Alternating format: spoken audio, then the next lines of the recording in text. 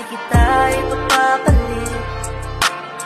Kahit walang oras na di ka nagagalit.